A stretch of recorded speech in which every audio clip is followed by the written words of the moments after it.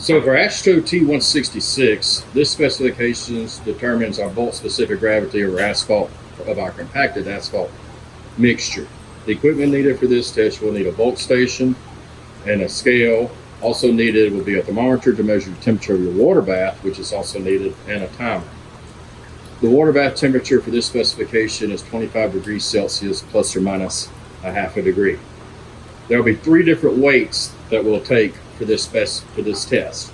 The first weight that we'll be taking is our dry weight.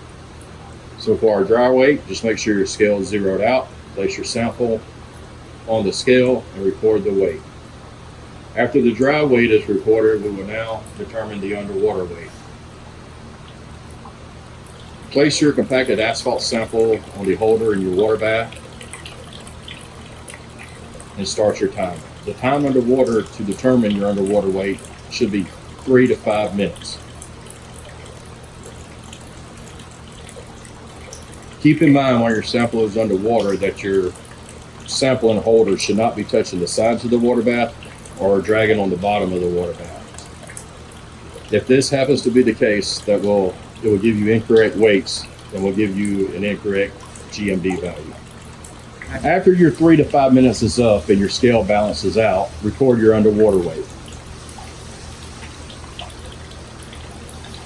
After you recorded your underwater weight, take your sample and now we'll determine the SSD weight.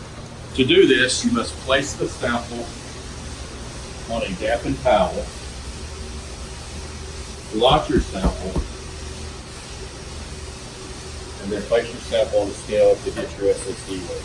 You need to use a dampened towel because we are trying to remove the water from the surface of the sample, but not extract the water from the voids of the sample.